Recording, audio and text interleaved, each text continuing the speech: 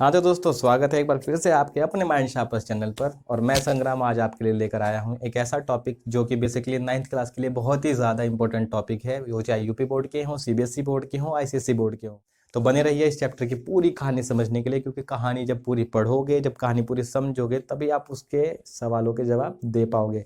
Video अगर आप skip करते हो तो चैप्टर नहीं आएगा। क्लास में भी जब आपका ध्यान थोड़ा सा भटकता है तो आपका चैप्टर मिस हो जाता है। तो कहानी को बिल्कुल ही ध्यान से सुनना है, चैप्टर को पूरा ध्यान से पढ़ना है, वीडियो स्किप नहीं करनी है, वीडियो को पूरा देखना है। अगर आप पूरा वीडियो देख लेते हो, गारंटी मेरी है कि आपके सारे डाउट्स मैं क्लियर करूंगा। तो चलते हैं, इसको समझने के लिए देखते हैं मोशन कितना सिंपल मैं बनाऊंगा आपके लिए। और आशा करता हूँ कि मेरे चैप्टर पढ़ाने के बाद आपके सारे डाउट्स क्लियर हो जाएंगे और आप खुद ही कहेंगे कि चैप्टर बहुत सिंपल है। चलिए।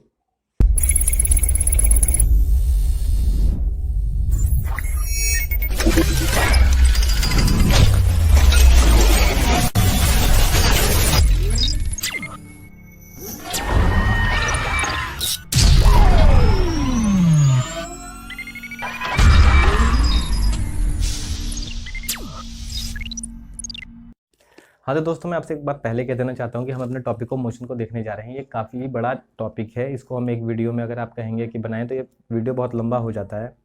तो बच्चे कहते हैं कि सर बहुत लंबा वीडियो है, ये है वो है। आपको अगर वीडियो से कुछ समझना है तो वीडियो देखिए, आपको लंबा होगा ही। क्योंकि एक नॉर्मल सी बात अगर मैं किसी को बोलता हूँ तो 1 मिनट लग जाता है इतनी बात कहने पर।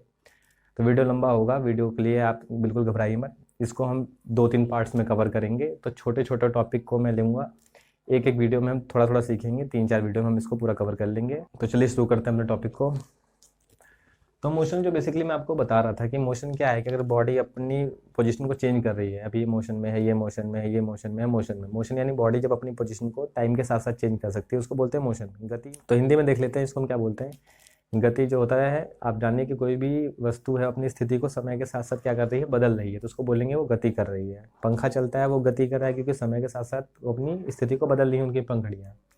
ऐसे आप मोशन देख रहे हैं पंखे में कि वो अपनी पंखड़ियों को, जो उसके फैंस के ब्लेड हैं, वो अपनी पोजीशन को चेंज कर रहे हैं। तो ये आपका मोशन है। मोशन में जो पहला टॉपिक आता है, मोशन अब हमने करा है, तो उसको जो हम मोशन करते हैं उसको एक वेल डिफाइंड तरीका है कहने के लिए। उसको हम अच्छे तरीके से क्या बोलते हैं कि एक टॉपिक उसका है कि आप कई तरीके से कर सकते हैं। कि आप बहुत स्लो स्लो कर रहे हो, आप बहुत ही प्री डिफाइंड मैनर में, कांस्टेंट तरीके से, कि आप बिल्कुल ही चल रहे हैं ये फिक्स। कहीं आप तेज़ चलते हैं, मार्केट में जाम आ जाता है, फिर उसके बाद खुली सड़क पे आप बहुत तेज़ चल रहे हैं, बाइक चला रहे हैं।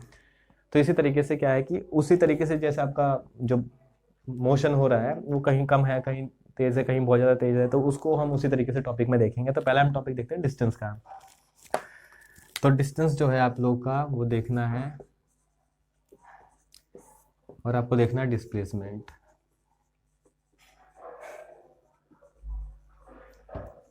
इसके 2 टॉपिक आते हैं, डिस्टेंस और डिस्प्लेसमेंट पे। तो डिस्टेंस बेसिकली आप लोग का क्या है, ये कि मान लीजिए आपका ये घर है और ये आपका स्कूल है। देखने में पास लगता है कई बार, लेकिन हाँ, उसको जाने के लिए आपको बहुत से कट, टर्न, क्रॉसिंग पार करनी होती हैं। जैसे जिसकी स्कूल की पोजीशन हो आप इमेजिन कर सकते हो। मैं सिंपल सा एग्जांपल ले रहा हूँ कि स्कूल आने का ये तरीका है, स्कूल जाने के लिए ये पाथ मैंने कवर करा है। तो जो एक्चुअली जो आपने डिस्टेंस चला, जो एक्चुअली आपने पाथ कवर करा, वो आपका डिस्टेंस हो गया है। जो वास्तव में आपने दूरी जो चली है, जो आप वास्तव में चल कर गए हैं, वो आपका क्या हो जाएगा, दूरी हो जाएगा। डिस्टेंस होता है आपका दूरी, कितनी तय करी है आपने। तो आपने स्कूल जाने के लिए एग्जाम्पल आपने कवर करा है 2 किलोमीटर, आप ले लीजिए 2 किलोमीटर आप चल कर गए। अब डिस्प्लेसमेंट अगर आपसे कोई कहता है, डिस्प्लेसमेंट थोड़ा सा इससे अलग है। डिस्प्लेसमेंट होता है उन दोनों बीच की दूरी, जो न्यूनतम दूरी यानी कम से कम, यानी शॉर्टेस्ट दोनों के बीच का जो डिस्टेंस है वो आपका डिस्प्लेसमेंट होता है। कैसे, अगर आप शॉर्टेस्ट देख रहे हो तो आपका स्कूल बिल्कुल आपके घर से ये रहा है, इनके बीच की दूरी बहुत कम है। एग्जाम्पल मान लीजिए आप चल के गए 2 किलोमीटर, लेकिन आपका घर आपके स्कूल से सिर्फ और सिर्फ 200 मीटर की दूरी पर है, दोनों चीज़ें आपस में।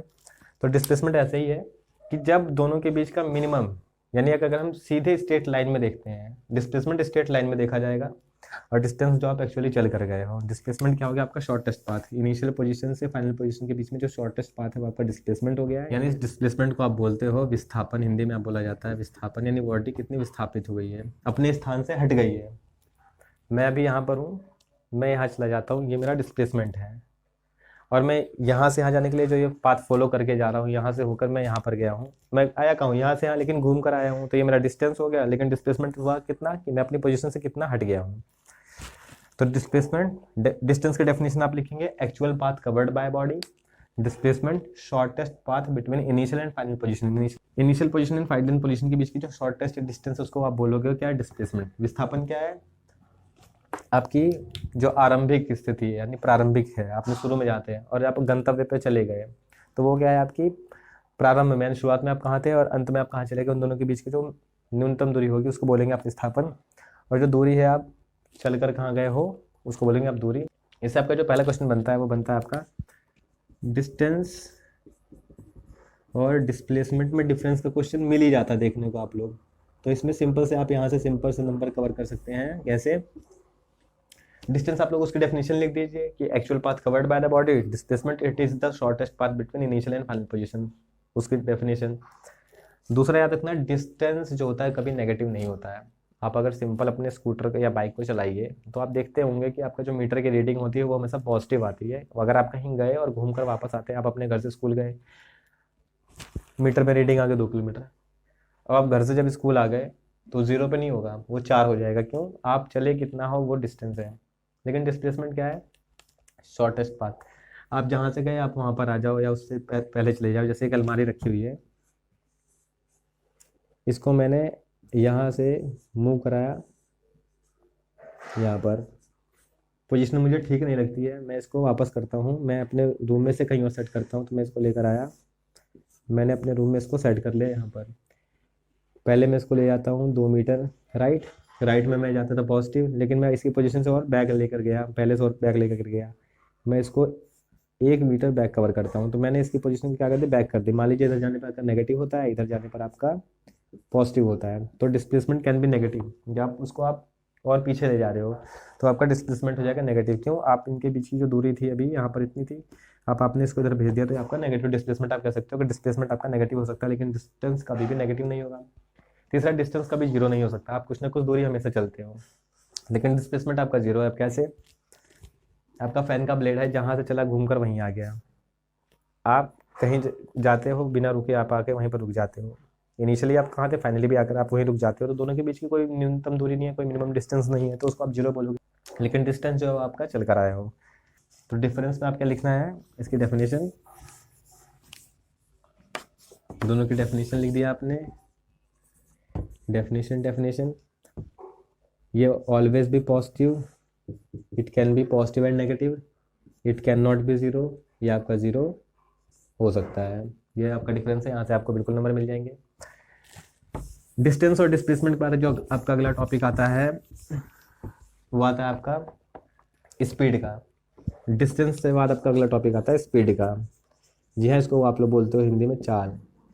ये चाल क्या है, अब वो चाल नहीं कि उसकी चाल क्या थी, चलने वाला तरीका चाल नहीं, मतलब एक स्पीड, जैसे आप बोलते हो कि स्पीड क्या है। स्पीड आप लोगों ने बेसिकली देखा होगा कि वो 50 किलोमीटर पर आवर की स्पीड से गया, वो 50 किलोमीटर प्रति घंटे की रफ्तार से भागता है। तो डिस्टेंस को आप कैसे डिफाइन कर लोगे, आपकी स्पीड मान लीजिए बहुत तेज है, आप किसी दूरी को बहुत जल्दी कवर कर लेते हो, आपकी स्पीड बहुत तेज है, तो डिस्टेंस आपने कितने समय में करा। अगर आप समय कम लेते हो, डिस्टेंस ज़्यादा कवर कर लेते हो, तो आपकी स्पीड बोलते बहुत हाई है। आप समय ज़्यादा लेते हो, आप दूरी कम तय करते हो, बोलोगे आपकी चाल बहुत कम है स्पीड। तो बेसिकली इसकी यूनिट हो गई, डिस्टेंस को आप नापते हो मीटर और टाइम को आप नापते हो मीटर पर सेकंड, इसकी हो जाएगी आपकी एसआई यूनिट। डिस्प्लेसमेंट जो है इससे आपका क्या बनता है, वेलोसिटी बनती है, इससे आपकी बनती है वेलोसिटी। जब वेलोसिटी क्या है आपका, स्पीड हो गया डिस्टेंस अपॉन टाइम, वेलोसिटी क्या हो गया आपका displacement upon time. Displacement upon time कि आप बॉडी को कितना डिस्प्लेस करते हो। वेलोसिटी जैसे आप पर्टिकुलर इंस्टेंट पर देखो कि एक बाइक वाला है, वो ए पोजीशन से बी पोजीशन पर बड़ी स्पीड में जाता है, तो उसको बोलते हैं उसकी वेलोसिटी। और इसकी भी ऐसा यूनिट आप क्या लिखोगे, मीटर पर सेकंड। आपको एक बेसिक डिफरेंस और बता देता हूँ, स्पीड आप कभी भी देख सकते हो कि कोई चल रहा है, आप किसी चीज़ को ऑब्जर्व कर रहे हो, उसकी स्पीड घट रही है बढ़ रही है, लेकिन वेलोसिटी आप एक पर्टिकुलर इंस्टेंट पर नापोगे, इनिशियली और फाइनली। आपने किसी चीज़ को देखा, इनिशियली ये पोजीशन पर थी, फाइनली वो बी पोजीशन पर गई, और एक स्ट्रेट लाइन में होना चाहिए। मैंने बोला शॉर्टेस्ट पाथ, यानी हम स्ट्रेट देखते हैं एक तरीके से। मान लीजिए आप किसी आदमी को ऑब्जर्व करते हो, वो ऐसे है, आपने देखा ए से बी पोजीशन पर और ये सी पोजीशन पर, मान लीजिए यहाँ पर वो मूव करता है 5 मीटर पर सेकंड से, यहाँ पर मूव करता है वो 10 मीटर पर सेकंड से, तो उसकी स्पीड क्या है, अलग अलग है, लेकिन आप वेलोसिटी देखेंगे पर्टिकुलर इंस्टेंट पे ए से बी पोजीशन पे। इनिशियल एंड फाइनल आपने यहाँ से यहाँ पर देखा, वो फिर उसके बाद मुड़ा होगा, ब्रेक लगाए होंगे, लेकिन एक पर्टिकुलर इंस्टेंट पे आपकी वेलोसिटी क्या रही होगी। तो दोनों में बेसिक डिफरेंस देखिए आप, जो स्पीड होती है वो किसी भी टाइम पर आप देख सकते हो, उसकी कोई डायरेक्शन नहीं होती है, लेकिन वेलोसिटी याद रखना उसकी एक डायरेक्शन होती है पर्टिकुलर। जैसे आप बोलते हो मेरा स्कूल इधर है, आप एक डायरेक्शन इंडिकेट करते हो, तो डायरेक्शन इंडिकेट करता है डिस्प्लेसमेंट, वो आपको डायरेक्शन भी बताएगा। तो ये एक वेक्टर क्वांटिटी हो गया, वेक्टर क्वांटिटी जिसमें आप उसके स्केल के साथ यानी मैग्नीट्यूड के साथ उसकी डायरेक्शन भी बताते हो।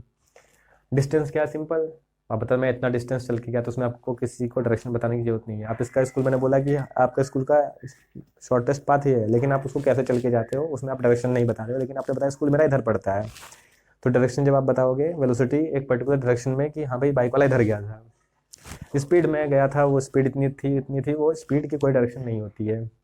ठीक है, स्पीड को आपने बोला हिंदी में चाल, वेलोसिटी को आप बोलोगे वेग, एक्सेलरेशन को हम लोग बोलते हैं हिंदी में त्वरण।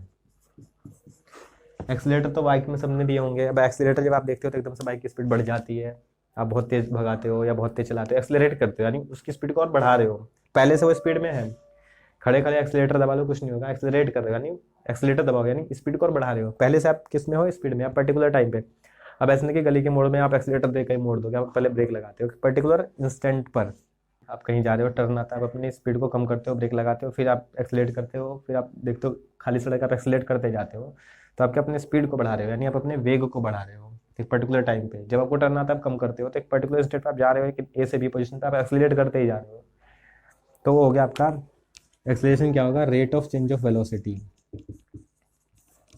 जब आप वेलोसिटी को यानी अपनी स्पीड को समय के साथ और बढ़ा रहे हो, पहले क्या आप अपने डिस्प्लेसमेंट को, आप अपनी दूरी को समय के साथ जल्दी जल्दी कवर करते हो, अब क्या अपनी स्पीड को समय के साथ साथ और बढ़ा रहे हो, पहले से आप स्पीड में हो यानी पहले से आप मीटर पर सेकंड में हो, यूनिट एक और सेकंड आ गया यानी इसकी यूनिट क्या बन जाती है, मीटर पर सेकंड स्क्वायर। ये आपके हो गया एक्सेलरेशन, यानी एक्सेलरेशन हो गया rate of change of velocity, जब वस्तु का यानी किसी भी वस्तु का वेग जब समय के साथ साथ आप बढ़ाते हो तो वो त्वरण होती है यानी त्वरित होती है, यानी पहले से वो वेग में है उसको और वेग दे रहे हो, उसको और त्वरित कर रहे हो, एक्सेलरेट कर रहे हो, तो त्वरण हो गया आपका कि जब वस्तु का वेग समय के साथ साथ बदलता है, ऐसा यूनिट उसका मीटर पर सेकंड स्क्वायर।